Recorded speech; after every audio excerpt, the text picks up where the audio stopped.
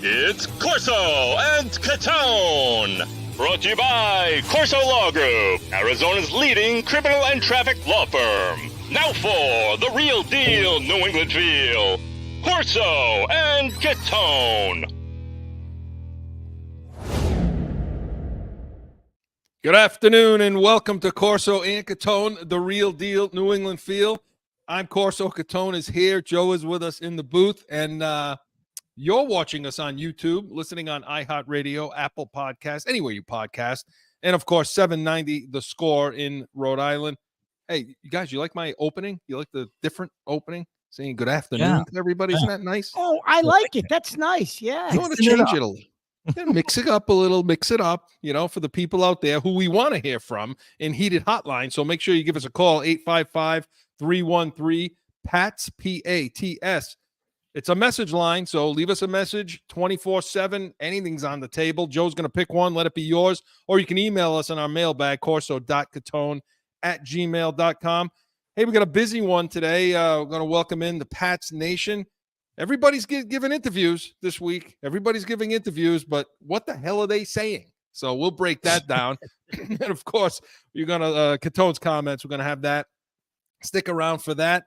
And in Weekly Rewind, we're going to talk Celtics, Bruins, playoff push, and a little bit of the NCAA bracket, update our brackets. And Joe has got a little explaining to do. We'll talk about that in a little bit. And in case you haven't noticed, and judging by the attendance, you haven't, it's baseball season. They opened up this week, and Mark and I are going to talk about that in Yankees versus Red Sox. Gentlemen, how are we doing?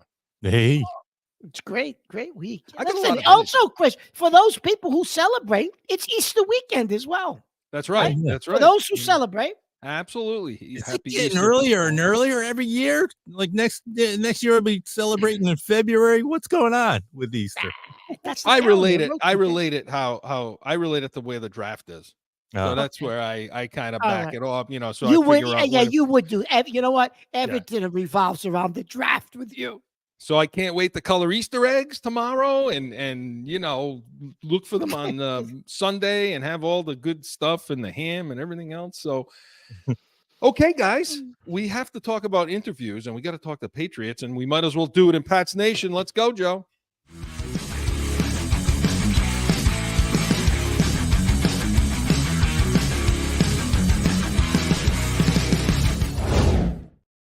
So this week at the owners' meetings, there were all the interviews being done, and what we're used to or accustomed to is just hearing grunting and snorting and all these things that Belichick, didn't give anybody any crumbs. Yeah. Well, the new regime, everybody's talking, Mark. Everyone's talking. I don't necessarily know if they knew what they were talking about, but they were talking. I don't know if it's a good thing. Elliot Wolf spoke, Gerard Mayo, Kraft, and I want to focus on Mayo and Kraft a little bit. So I want to get to a couple of their points. And by the way, a couple of days ago, you had Drake May's pro day, and 2 days before that, you had Daniels on an LSU. If we have some time, we can poke at that a little bit. But Absolutely. Let's talk about Gerard Mayo's press conference, because there's a few points that we have to hit here. Mm-hmm. And when I hear him, you really kind of miss the grunting and the snorting and all of that from Belichick, because this guy's truly a rookie coach, isn't he?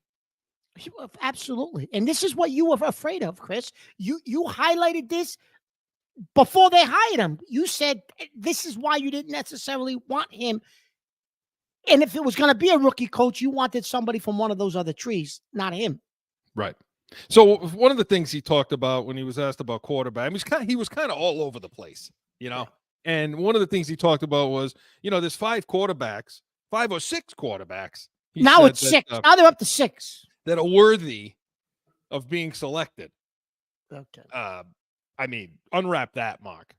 What the hell is he talking about right now? Listen, I really don't hope they're. And what the hell does he know about quarterbacks? I don't know what he knows about quarterbacks. Listen, I seriously hope, Chris, that he didn't do that because they're seriously considering J.J. McCarthy, like trading down and taking him, because that would be a huge, huge mistake. But I believe that's who he's talking about, Chris. He's talking about Caleb Williams, Daniels, May, McCarthy, and probably Bo Nix, because they sent an entourage to and Penix would be the sixth guy. But I don't think I didn't think of Penix at the bottom of that list, which I don't agree with. He ran a 4.46 at his pro day as a quarterback. Yeah. With his arm and his passing ability, I got him above Nix and McCarthy, for crying out loud. But anyway, those are the six he's talking about, Chris. You're in the minority on this McCarthy thing. Not me, not for me. I'm with you. I'm not a fan of his, Chris. I'm just not. I saw a mock draft this week that had McCarthy getting taken at 3 by them. No, I know. I saw the same mock draft. What the hell is that? Listen, JJ McCarthy, and we'll get back to Mayo, but JJ McCarthy that's Mac Jones, man.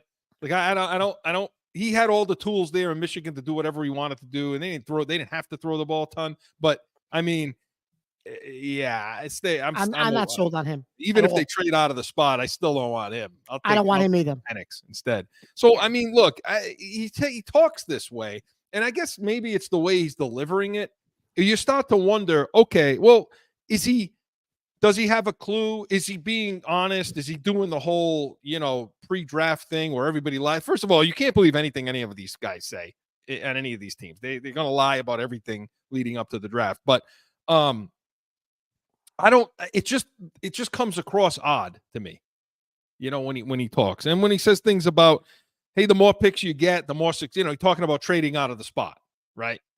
And he says, yeah, I mean, we're considering he said that's on the table, right? That's on the table, which is what he should say. I mean, he should say it's on the table. He's not going to give away what their strategy is, right? No. But he said the more picks you get, the more success you can have. What does that mean? Well, what is that? Is that the Elliott Wolf Packer way? Is that what he's spewing out? I guess I don't know. So what? The more dots you throw at the wall, so at some point you will hit. Because Chris, you know what? It was interesting this week, and I know we're talking about the Patriots, but Mike McCarthy with Dallas, his press conference, he said drafting players, player development, keeping your players. He was spewing what Wolf is like. Wolf is spewing exactly what he learned from McCarthy's regime in Green Bay. I'm closed my eyes and I said, "Oh my God!" Like we're saying the same thing.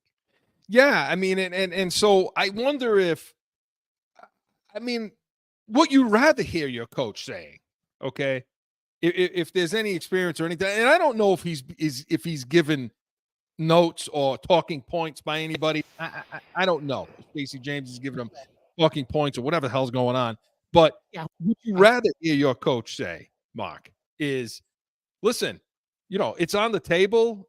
We're fielding offers. We're looking at every option, every scenario, everything, but you shouldn't need a ton of picks to have success. You trust in your evaluation, you trust in your people, you trust in your scouting, so that regardless of the amount of picks, we're going to get quality players on this team. That wouldn't you rather hear him saying that kind of thing versus what you heard? I would.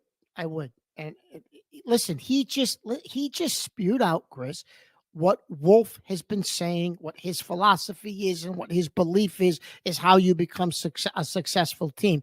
Because you're right, he's a rookie head coach who doesn't have the intricate knowledge of building a roster and what does that look like, and like it needs to be a balance, Chris, of yes, what he talked about for free agency. Yeah, drafting. Yeah, you got to draft players and you have to get starters. In the first 3 or 4 rounds, Chris, of every draft, you should be able to potentially get a couple of starters.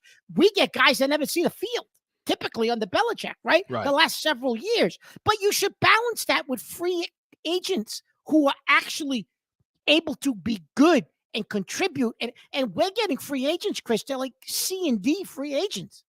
I mean, okay, you kept your own guys. Okay. And we talked about the fact that you kept guys from a 4-win team. So, like, what did you do this year in free agency? I still don't get it. Well, that brings it to the next thing he said, which was, the crafts. He talked about the crafts. Now, tell me if this sounds familiar to you. Okay. Listen, they're supporting us and they're gonna pay the money, basically. I mean, I'm paraphrasing, but they're gonna pay the money if there's a guy we want and they're going to support us and they're going to be there for us and blah, blah, blah.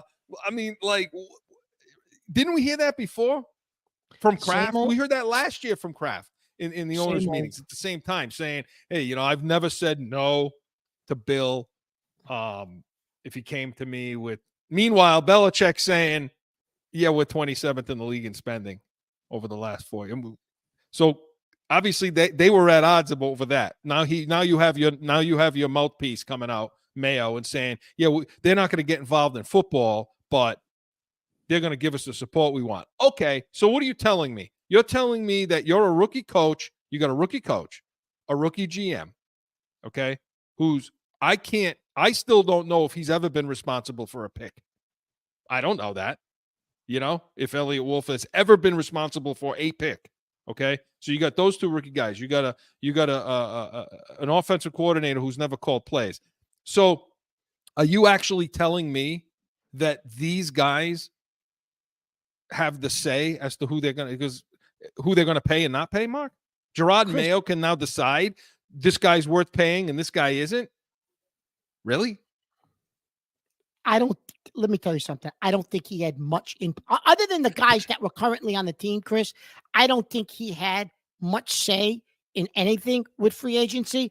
I think whoever their evaluators were, who were evaluating these guys from around the league, came up and gave him idea, said, hey, this guy fits the system. This guy will fit the system that we're trying to run here. I think based on whatever feedback offensively Van Pelt is giving them, and defensively, I guess it's Mayo knows what he's running for a system, but I don't think he had much say, Chris, in evaluating who they were bringing in. Maybe he did. I don't know, but he certainly had nothing to say with money, Chris.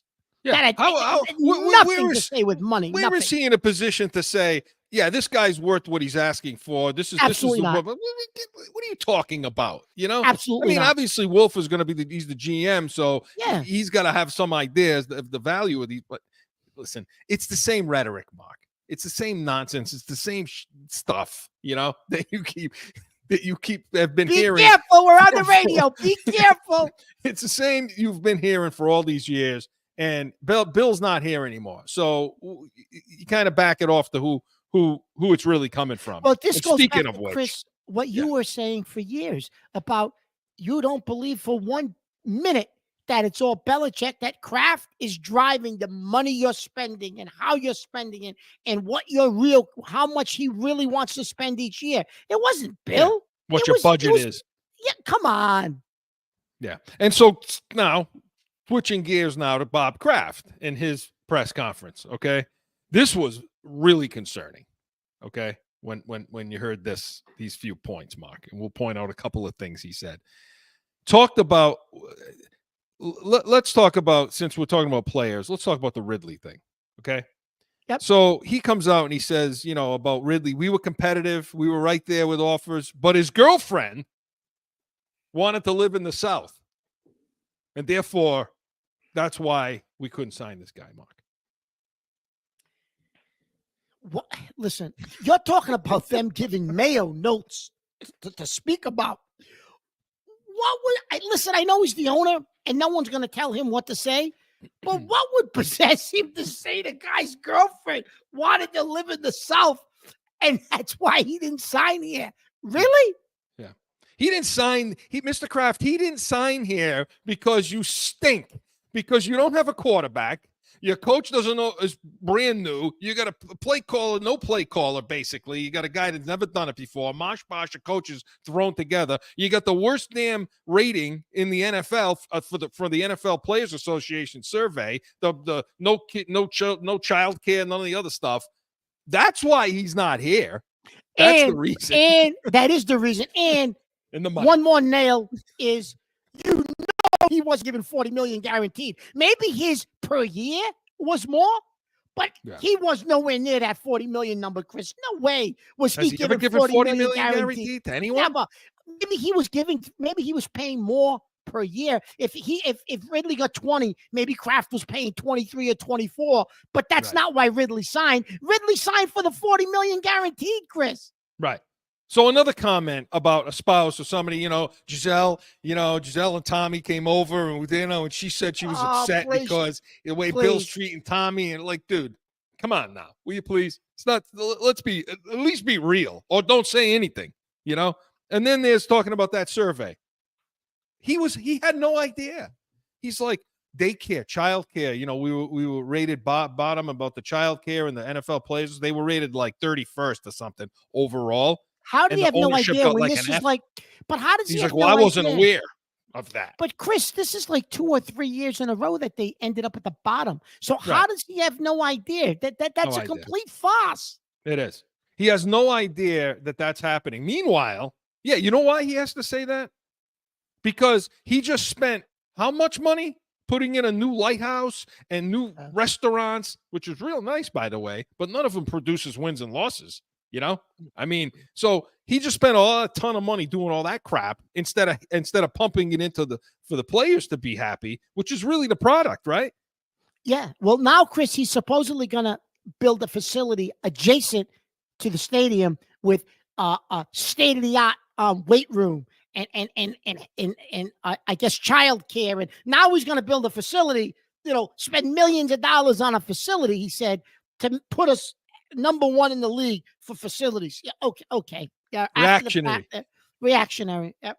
Which is, and then the now the dynasty.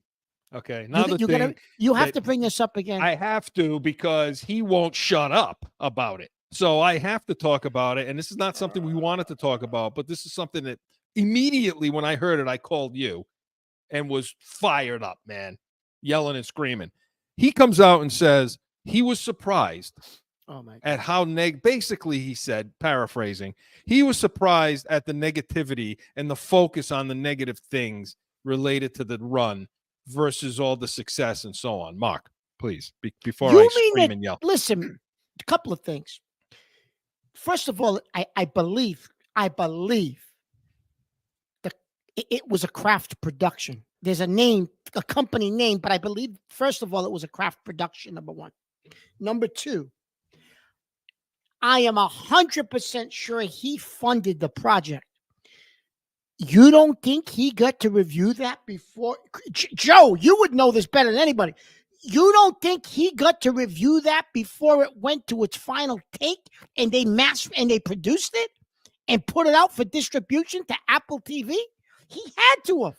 Oh, not only that, they could put the book. They gave us the book. The season ticket holders were given the book. You were given the book. Okay. Listen. So, Joe, he had to have reviewed that, right? Oh, yeah. Daily. Right. Daily. I mean, come on.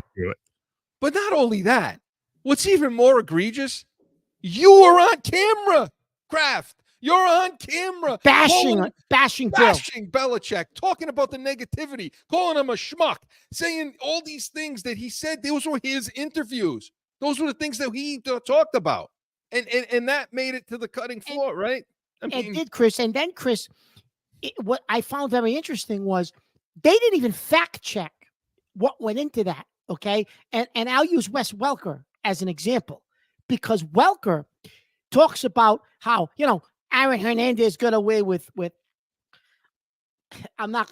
lack of a better word. Yeah. Murder on the field. But like, when I say that, I don't mean literally murder, because he did kill somebody. But in other words, he did whatever he wanted in the practice field, and Belichick never addressed him. And this week, Matthew Slater is on a podcast on Julian Edelman's podcast, and they were talking about the dynasty. And Edelman says, listen, I just got to say something. He says, because it's bugging me. And he brings up Welker. And he says to Slater, he says, Aaron Hernandez didn't get to do whatever he wanted on that field. He said, Bill was all over him. He said, Wes. He said, come on. He said, tell the truth, would you? You know that's not true. So Edelman's calling out Welker, telling him you're a liar. That's not the truth.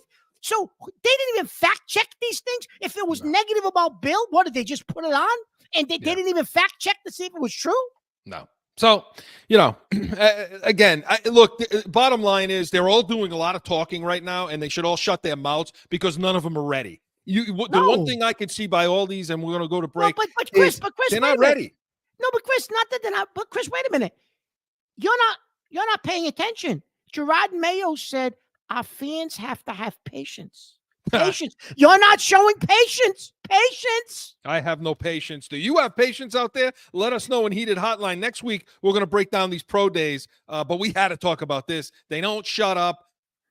Show me the money. Show me. Don't talk to me. Show me and get a friggin' clue. So, Pats Nation was presented by Corso Law Group, Arizona's leading criminal and traffic law firm. CorsoLawGroup.com. Allow us to be your voice. Hey, when we come back, buckle up. Catone's comments is next.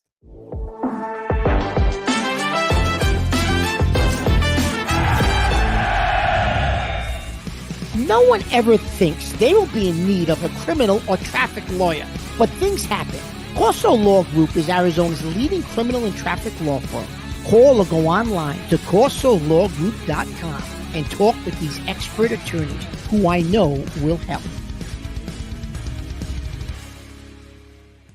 Time for Catone's comment!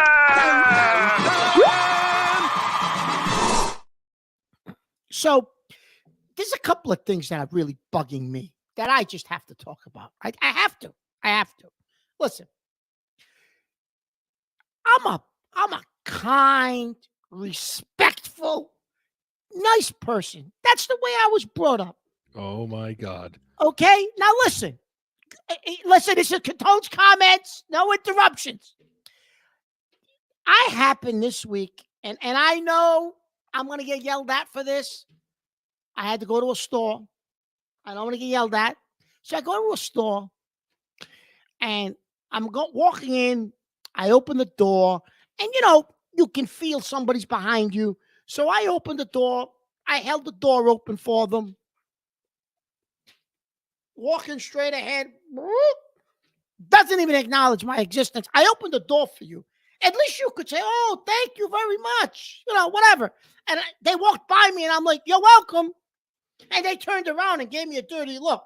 You're giving me a dirty look. I held the door for you. A simple thank you. Where is your the etiquette and respect? It's lost. It's lost. You don't see it anymore. Very simple. Simple. Then I'm driving. You come to one of those, one of those four-way stops, whatever it is, right? And everybody's looking at each other like, who's next, right? So you give somebody the signal with your hand or whatever. Go ahead. I'm gonna let you go. Nothing, no reaction, not a hey, not to put their hand up, give you a nod, something to say thank you. You're letting me go through the intersection without ramming into the side of my car. Show me something that you acknowledge that I just did something nice. Nothing at all. Then you go to these places and you do something, and you might sit there, somebody may do something for you, and you say, oh, you're welcome. If they do say thank you, and then they look at you like, what? Am I speaking another language? There's simple things in life that everybody should do. Thank you. You're welcome. Please. Like, just basic etiquette that's been lost on society. It's just unbelievable. The amount of people who don't say thank you when there's an act of kindness or a gesture that you do that human beings are supposed to be doing to make this a nice place to live. Maybe it's me. Maybe I'm getting old. I'm getting cranky and ornery. What do I know? Maybe that may be true. But it's beyond me how you open the door for somebody. It's common decency. Hey, thanks, thank you, whatever. They look at you like you're from another planet because you're looking at them like you're not going to say anything back to me. Oh, no, I should just let the door close and bang you in the face. How's that? Well, would that be better? How's that? I'll bang you in the face. Is that all right? Like, I just don't get people. I don't get it. I don't understand it. I guess I'm getting old. I got to be getting old because I just don't understand it. What do I don't know. I'm getting old.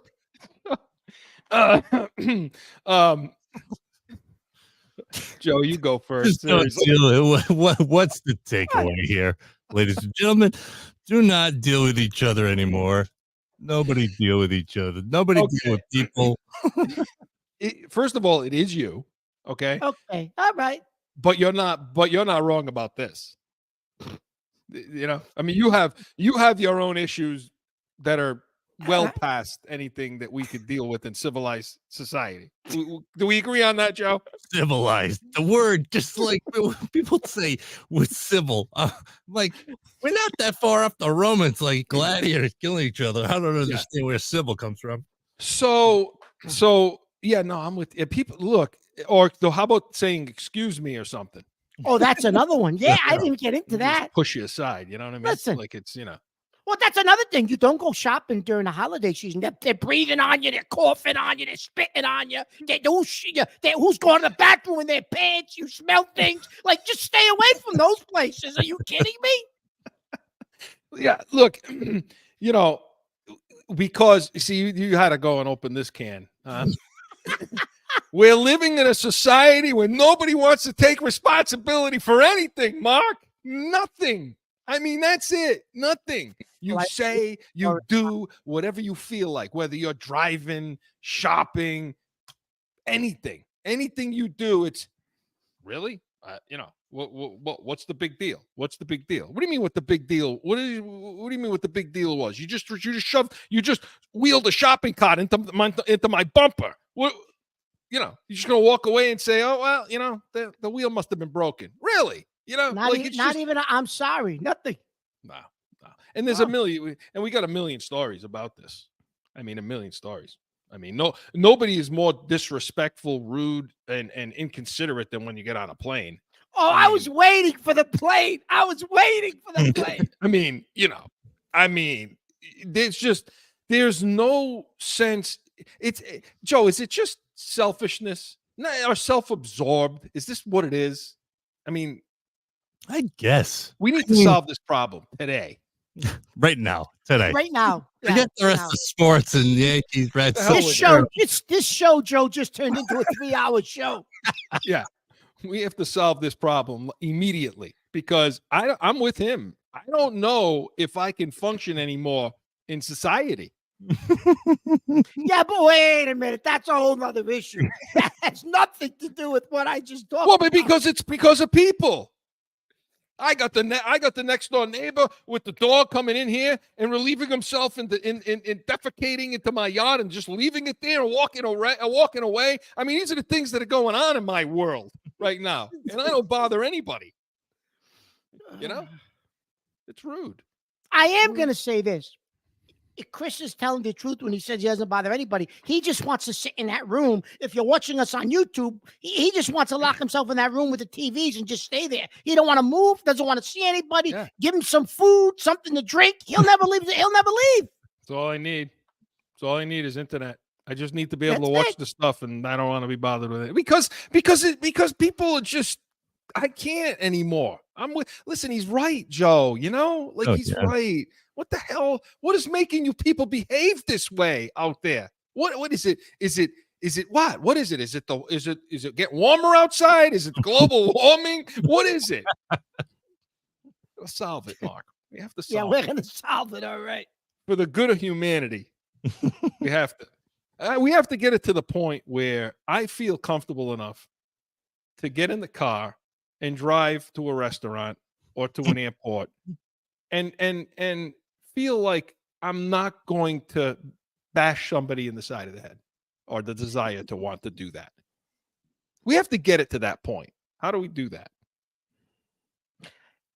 Listen, you're asking that question. Listen, they made a whole movie on anger management. That's a problem. That's a whole movie. Well, listen, Joe, he's right. I mean, look, you're right. You people out there are just rude, crude, and ignorant. That's it. I mean, stop for a second. Run it through your mind first before you do something. Right? Put it through I don't get 1 second. Running it through your mind and running it going, would I like that to be done to me? The age-old wisdom. I mean, the guy's holding doors as you do unto yourself. Yeah, I mean, he's holding in this Easter weekend and everything. Yeah, he's holding doors open for people and everything like that. And I mean, I don't blame him for being upset. You should have said, people don't think before they do things or talk like I didn't when I talked about bashing somebody in the side of the head or the desire to, or like that. So I have no response for that at all. No response. well, listen, he's right. And in this Easter weekend, okay, everything else, let's take a second to check ourselves a little bit and see how we're behaving to each other in a civilized society. For Mark's sake, so we can leave and do things in amongst you. So, Catone Comments was presented by Corso and Catone. Saturdays, 12 to 1 p.m. Eastern. Sponsorships are available. Mark will be out there holding doors for you, talking about your product. So make sure you give us an email, send us an email, corso.catone@gmail.com. Maybe we come back. We're going to go back in the week. Weekly rewinds next. No flipping. Mark, I'm serious. I think I lost my mind. Certainly, it was an exciting show. I want Murray. What? That's crap? it. What is wrong with Get him on this damn you? show. Lost your mind tonight. That's all I have to say. Lost your mind. What are you writing now? So I'm working over here. You're talking about nonsense. I'm working. That's why we are the real deal New England Field. It's going to be real. Back in with more Corso and Catone. You know what? We say what everybody else is thinking. That's why Right? we're the real deal. New England That's Field. it. That's That's why. it. We come to you with the real thing, with things you can't say maybe or want to say. This is what we're going to say. So talking about some of the things we want to say and discuss, there's some things that went on in the week. We got to talk Celtics, Bruins, NCAA. We're going to do it in a weekly rewind. We're going to do it now. Going back through the week, about a weekly rewind. So, Mark, I've been chomping at the bit for this since the tournament began. Yep. To call his you-know-what out over here on the show. Oh, Here we go, Joe. here we go. So I'm just want to go down the we have a bracket, a Corso and Catone bracket. And my son took part and Mark's son, and it's of course the three of us, sort of. So right now, Mark is in the lead. Okay. Where is it, Mark? You're in the lead, right? Yeah. Right now. Okay. Your son is in second, close behind. He's in second. I'm in third. Your son's in fourth place, and in fifth and final, it's kind of gray. It's grayed out. You can't really see it because it's grayed out. And we have no points, no percentage, no max, no Sweet 16, zeros across the board. I turn the floor over to Joe for 2 minutes. Explain this, Joe. Explain it to everybody. Man, zeros. I was preparing for the Easter weekend. Those were all Easter eggs for the NCAA tournament. Man, I got to tell you, when technology and I mix sometimes, I got to say, things just do not work out well. I hit the submit button. I hit auto pick because I wanted to see what the actual what the site we're on. I don't know what to use their name, but the site we're on, I wanted to see what their auto pick was going to be and try to follow and see if they were either right, if Vegas had anything to do with it. But it never kept my picks. It never kept them. I don't understand it. So I blame the site, and I don't want to say that out loud. Buying that, Mark? Are you buying any of that, Mark? So the producer of this show had trouble entering something? Oh, yeah. Trouble. Man, it was just, I don't know. But I still have UConn winning it all. Oh, yeah, we go now. Now we're gonna have to take his picks. My word. And you know what? Last time when we were talking about this, I think that may have messed up my picks because I went back in to look at it and it zeroed everything out. Okay, so First of all, can I ask you a question, Joe? Why? No responsibility here. Joe, why would you auto pick, anyways? I was trying to see if what they came up with first, and then you were going to pick your own after. Yeah, because they said the thing said you could do that. Yeah. Okay, then you could follow along. So then it it took like half of my picks. You could see if you look in there, you could see half my picks are, I think, till like the second round, half the teams are picked, and then it locked them all, and I couldn't pick after that. So can't you just say I don't know what the hell I'm doing? I didn't know anything. Oh no, so no, I just figured I would auto pick. I thought that was a given. I don't know what I'm doing. All right. Well, let's get to the brackets. Let's talk about this. So Mark, how you doing? How you doing? I'm alive in this round. I have full. I don't have anybody that lost all the way through to to the Elite Eight or Final Four. I'm alive, except I got sucked in again. I always get sucked in with Calipari and Kentucky, so they got knocked out on me. And unfortunately, I did have them going to the Final Four. Unfortunately. Yeah. But other than that, I am alive with all my other 3 Final Four teams. So we'll see what happens. It's and I got Connecticut winning it, but I took the Big East. Listen, I got Creighton through this round. I got Marquette winning in this round, but I got everyone alive here. UConn, Illinois, North Carolina, Arizona, Houston. Yeah, Marquette. I said Purdue. So hey, yeah, I'm climbing. You know what? But you're in the lead though. I am in the lead, but that'll change once we get a little further along because I did have Kentucky. So somebody will jump me. My big upset is your max points. Your max points are like 1,600. They are, but if Tennessee makes it to the final against UConn, I'll win this because nobody's got Tennessee playing UConn. My thing was I took a shot on Tennessee this year with Rick Bonds, and if Tennessee beats Creighton, they'll go to the final. Let's go, Creighton. Yeah, the Creighton game's the game they're going to get by. I believe the winner of Tennessee-Creighton goes to the Final Four. All right. I do believe that. That's a bold prediction. Chris, the other thing is the Big East. They screwed the Big East with selections, and the Big East is undefeated in the tournament right now. All 3 teams are alive. And in the NIT, which I know is useless, Seton Hall is blowing everybody out in the NIT. Yeah. So that's So that's the NCAA. Next week we'll talk when they get into the. They'll be in a Final Four by next week. So we'll see what happens this the next couple of days here. Okay, Mark, shifting over to the Celtics for a minute. Okay. Okay, so they're on their push. They're in their final 10 at this point.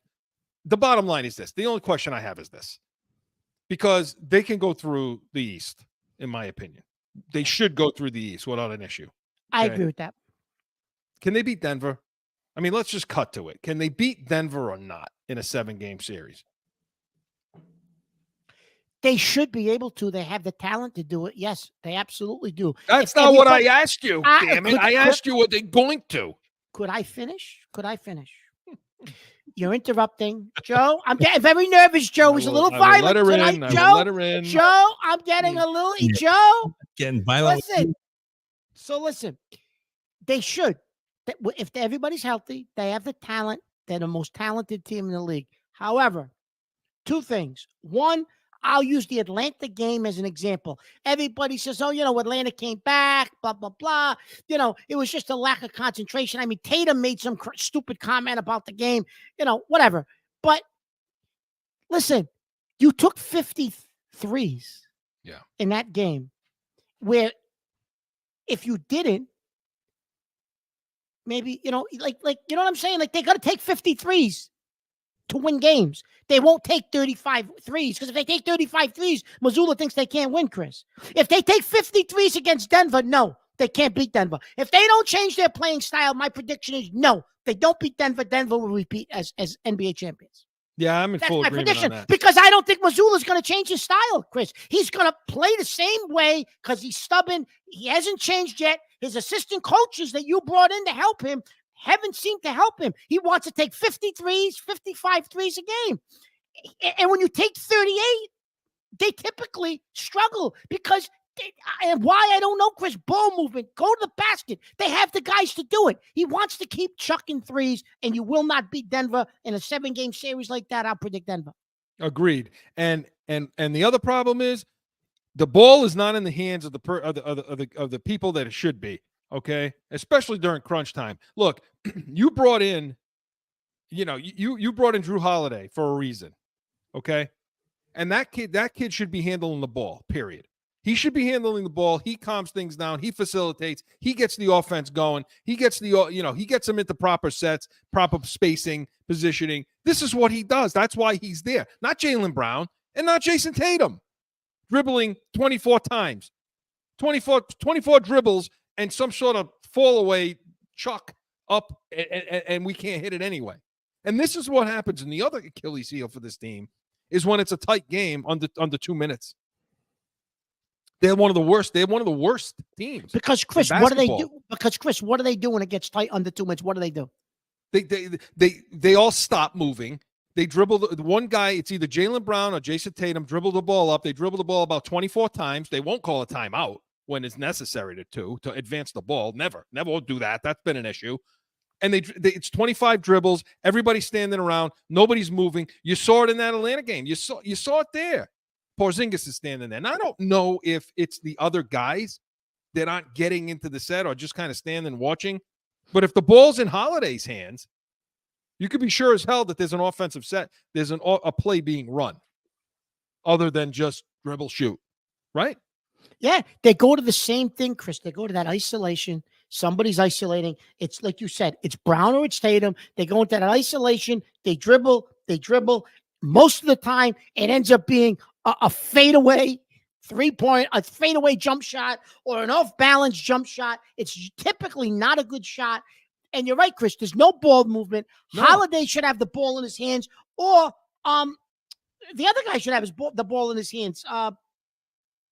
Oh my God, I got a break. White, one of those guys, Chris, should have the ball in their hand to facilitate ball movement at the end in those situations. Absolutely. And they're just not doing it. And it's simple. It's simple for the defense, Mark. It's simple for the defense on the other end because you can come off, you can double off Porzingis, and you can just drop down. If they do go in the lane, if they do drive the lane, it's simple to double off one of those guys because they're not going to see the ball. It's not going to get kicked to anybody.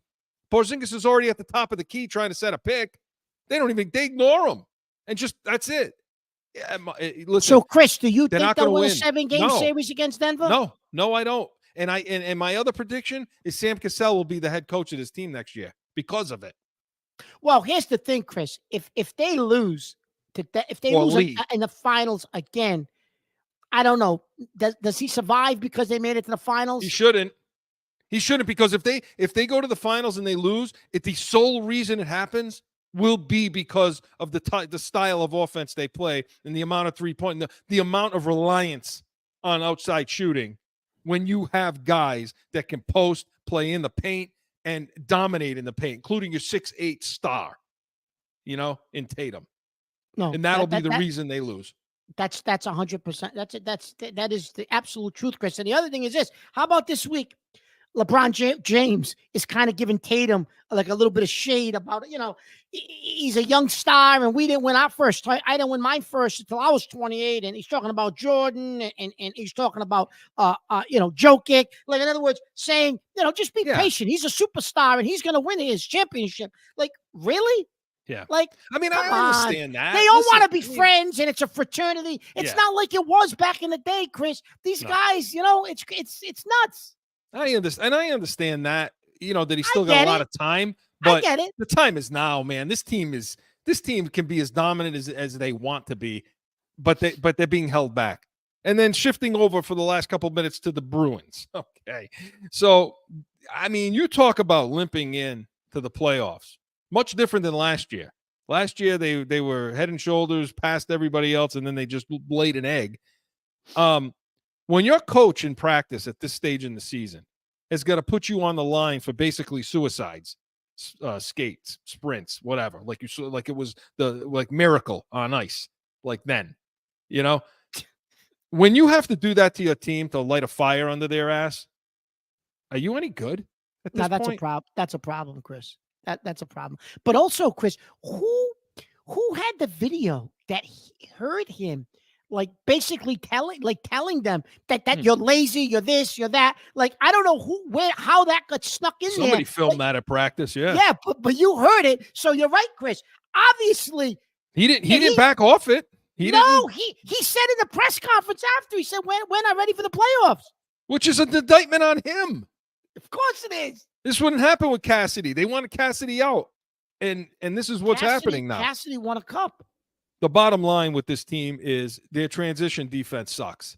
The way they play in front of their net and in their own zone is atrocious. And the biggest problem with this team, okay, and I know we're over here, but the biggest problem with this team, Mark, okay, is when they try to carry in and they try to get fancy on the blue line. When I say transition defense, this is not throw the puck in, team throws the puck in, you back in, and you set up your defense. This is where you're on the offensive end, you're moving the puck across their blue line, and there's an errant pass or something like that happens. Now you got to spin and transition back onto defense.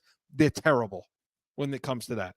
So in this circumstance, Pastrnak, he tries to carry in something fancy. Boom, the puck gets turned over, and their transition defense back from their centers, and awful. And there's a goal. And so all you can do then is shoot the puck in. Yep. It's it. Get off the boards, get into the corner, and play that game, which takes away from some of their talent to be able to carry the puck. Yeah, I don't know what you do. And Chris, but after they won the game against Florida, but I was just going to say, but after that little outburst and whatever happened in that path, they beat Florida, but then they lost the next game, right? Yeah, to Tampa. And so, again, the fight isn't so much there at the end, and the transition defense sucks, and it's going to be their Achilles heel. What do you think, Chris? Are they one and done, or did they win a Well, series? if they're going to play Florida, they are. Okay. If they're going to play Florida, if they're going to play Toronto, I think they got a chance. Well, based on where they are seated and where Florida is going to be seated, you won't play them in the first round. You might get lucky and catch a team like Toronto, so maybe you can win at least. Maybe if you get a round under your belt, maybe you get some confidence, but it certainly doesn't look good. No. So we'll see what happens. We'll pay attention to how they finish the season, and then we'll give our playoff predictions. So Weekly Rewind was presented by Corso Law Group, corsolawgroup.com. Hey, when we come back, baseball's here. We're going to go Yankees, Red Sox right after this. No one ever thinks they will be in need of a criminal or traffic lawyer, but things happen. Corso Law Group is Arizona's leading criminal and traffic law firm. Their 20-plus years experience and attention to detail has helped thousands of people who found themselves in a situation in Arizona. Whether it's a traffic ticket or more serious issue, talk with these expert attorneys. CorsoLawGroup.com. Back in with more Corso and Catone, the real deal, New England feel.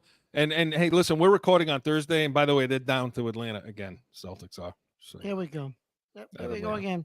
But it is baseball season. It's kicked off on Thursday, and you're watching this on Saturday, so the 2 games in. The Yankees are playing against Astros, and the Red Sox are out in Seattle. Yankees versus Red Sox. Let's have it, Joe.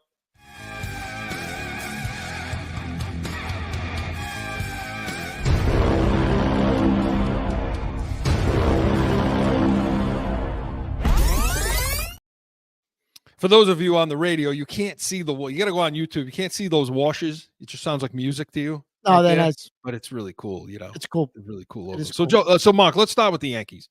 And want to talk about the starting rotation a little bit. I want to give some predictions for wins, losses for the season. What do you? Well, what do you listen. Cole is a big loss, Chris. They say he's going to be out at least a month or two, but I have a funny feeling, Chris, at some point you could see him put on long-term IR or season-ending IR. I really don't understand. And I guess the way some of their salaries are structured, it prohibited them from what they're saying. They couldn't go get Snell. They couldn't go get Montgomery. So you had to basically go with the pitches you had. That's going to be a problem, I think. Your number one pitcher today was Cortez. Starts out the season. We're filming on Thursday. Cortez pitch gives up 4 runs in the first inning. They win the game 5-4. But 4 runs in the first inning, Chris, there's not many games you're going to win when you give up 4 runs in the first inning, right? No. And then the rest of their rotation, Chris, is Carlos Rodon, Marcus Stroman, who looked really good in spring training, Clark Schmidt, and the kid who had Tommy John surgery, missed all the last season, Lewis Gill, actually looks good, but he hasn't pitched in a year. Those are your 5 starters, Chris. I mean, and with regard to the lineup, okay, because the one criticism we've had over the last couple of years is especially when you see teams like Arizona, and the way they play ball. Is there enough in the lineup, and is there enough small ball for this team to really do anything? Because you need it now, Mark. You have to have it. Well, Chris, when you look at the lineup, so you've got Gleyber Torres, Oswaldo Cabrera, Volpe, Anthony Volpe. Can those guys play small ball for you? Right now, Cabrera is playing because LeMahieu's hurt. Alex Verdugo LeMahieu's always hurt. He's always hurt. But Alex Verdugo, the guy that got from the Red Sox, is projected to be the starting left fielder to at least start the season. Are those guys small ball players? I really don't know, Chris. They haven't shown that in the past. I mean, Verdugo can put the ball in play, but I don't. Small ball players, probably not, Chris. Again, you've got Soto, Rizzo, Stanton, Judge. I mean, yeah, you got to, but. Well, don't talk about Stanton, because Stanton's going to end up some on IR or the DL or whatever. He every friggin' year with him, he's not going to. So, no, Chris, to answer your question, as I just went through that lineup with you, they don't got any guys that are going to play small ball. No, right? It's all bashers. It's all, just. I mean, Soto's going to have a big year, especially with that porch. Soto's going to have a huge year. Don't get me wrong. But is that enough with the pitching staff you have?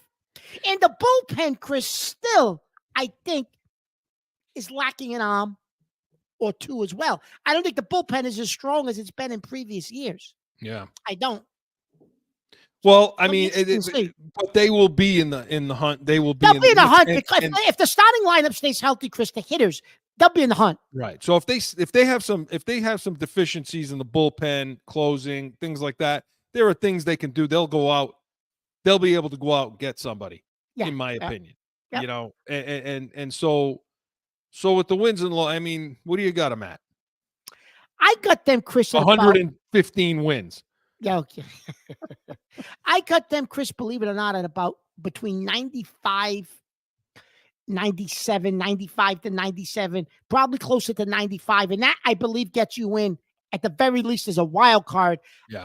Depending on Toronto, depending on Baltimore, I don't think that the Rays aren't going to win that many games. Depending on Baltimore, Chris, they'll probably win the division because they'll probably be close to 100 wins. Yeah. You're looking at a wild card, but we should get in as a wild card. I believe it or not, I have them win 98 games. Okay. All right. And that because I think the hitting, I think the slugging is going to be there, and I just think it's going to become an issue in the playoffs. Yeah, I think it's going to be more of an issue when they get to the playoffs. Chris, it always is, right? Always is.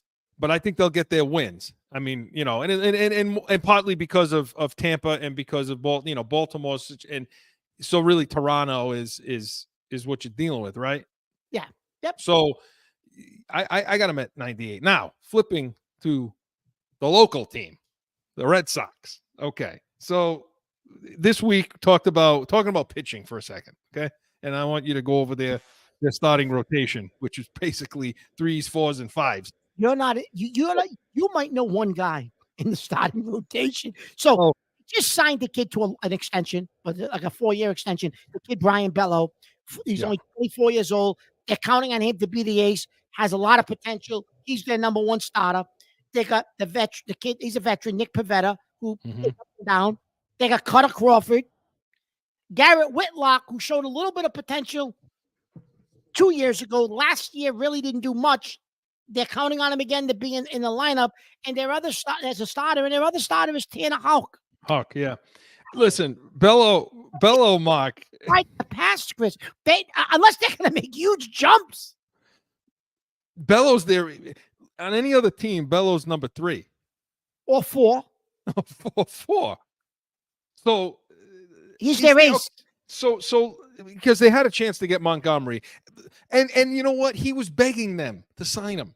I mean, the guy was working out at Boston College or wherever he was. He was in the area. I mean, he might as well have worn a sign that says "Red Sox, please sign me." And Chris, for what he signed for what, 1 $25 year, million? But listen, that was a perfect deal, Chris. You're not tying up long-term money. It's 1 year, $25 million. Come win 17, 18 games for us. Maybe help us sneak in as a wild card team. Yeah, and then you can and then you can go get $150 million next year. We're not going to re-sign you. He's a lefty, but he would have came here, Chris. He absolutely would have came here. Oh, he was here. He was in the town. He was in town. They should have had him and Snell. They could Yeah, have they had should've. both of those guys. If they wanted to just go a shade above the luxury tax, They could have had both. they could have had both, and they should have had both. And that tells you, Chris, that they're not really interested in winning because they don't want to spend the money anymore to win. Because those two guys, Chris, wouldn't have put them. They could have put those guys on this roster in 30 seconds. Yeah, it would cost about $50 million.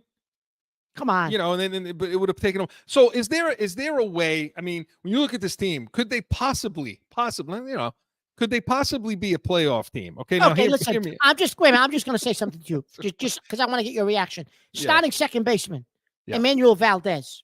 Yeah. I don't know who that is. Do you? I don't know who that is. No. Starting center fielder, Cedon Castro. Right. Cedon Castro. Listen, I don't. I'm a Yankee fan, but I have no idea who this guy is. I don't know who these guys are, Chris. Well, listen, is there a way? I mean, could they be better than we think? Look, they're not. Their lineup. I get the guys you just mentioned. In the middle of the order, Chris, they got Devers, Duran, Story, Cassis. Right. They might be able to produce some. They're going to produce runs in the middle of the order if they stay healthy. Yeah, I mean, Cassis he hit 293 with a 922 OPS in his final 106 games, and then after the All-Star break, he was 317. Yeah. So I mean, they have guys that can. You want to know who the key is to this? Is Story, because he's never lived up to what he was doing in Colorado. He's never lived up to that potential and how he hit and fielded and so on. This was the guy that was supposed to replace Pogarts. Okay, so if Story can get back to form a little bit, okay, you still got the bullpen issue. I mean, that's a whole other issue. That's a whole different thing. But if Story can play well, can you sniff 82 wins? Yeah. Listen, if the top of that order stays 84 wins, if the top of that order stays healthy, Chris, what did they win last year? 79, 80 games, I think. 78 games. 78, little 79. Yeah. So listen, if they stay healthy in the middle of if that lineup stays healthy, Story has a good year. Cassis, Duran, Devers. If they stay healthy, Chris, I say max 84 wins. That's max. My prediction, 77. But they could hit a max. 84 will be their max in my prediction. I'm going to pick 80. 80 wins. I'm going to say 77. 80 wins. And Cora, there's some talk about, is Cora a candidate to be fired? Is he? No. I don't think he'll be fired, but I don't think he's coming back. I think he's done. This is last year here. Oh, but there's no reason for him to walk away, quit. I mean, you don't want to go into your free agent year as a coach, walking away, quitting on the team. You just quitting on the ownership that you just were employed. You don't want to do that. So he's going to want to do everything he can to produce higher than what they should. Chris, if he can win 83 or 84 games with this team, you're not going to go to the playoffs. But he'll walk into any job he wants. If he can do that with this lineup and this pitching staff. Yeah. And then we'll take him in New York then. Because you've been trying to get Boone out of there for. Well, this is Boone's last year of his but this is Boone's last year of his contract, Chris. So we'll just swap out. We'll let Boone go and we'll take Cora. Yeah, you know what? The bottom line is Boston's ownership could care less. They don't care. They don't care. You won't hear from Henry all season long. That's the bottom line. They're trying to win with young guys and then maybe you can't do it that way. You know, even though they lie to us and say they did it before. They never did it before. Garcia Parra came, Manny was there. Pedroia came, Ortiz and Manny were there. So you never did it. You never did it with just young guys. Never happened. Never happened. No. I mean, we'll see what happens. But again, I got them. I think they can win. I think they can win 80 games. I just don't know if they will. I think they can, but I got them at 77. Joe, mark these numbers down, Joe. We're going to check in September. So we'll see what happens. Let us know in Heated Hotline. Corso and Catone was presented by Corso Law Group. Get on, watch, listen to all our shows. They're up for you. Subscribe, give us that thumbs, get our notifications, and make sure you come back next week, 12 to 1 p.m. Eastern. We're going to have Celtics, Bruins talk, more Pats drama, I'm sure. Catone's comments, anything you bring to the table, we will be ready. We are Corso and Catone, the real deal, New England feel. See you next Saturday. Now find Corso and Catone on AM 790, The Score, iHeartRadio, iTunes, wherever you podcast. or subscribe to the YouTube channel and catch the chaos every Saturday at noon.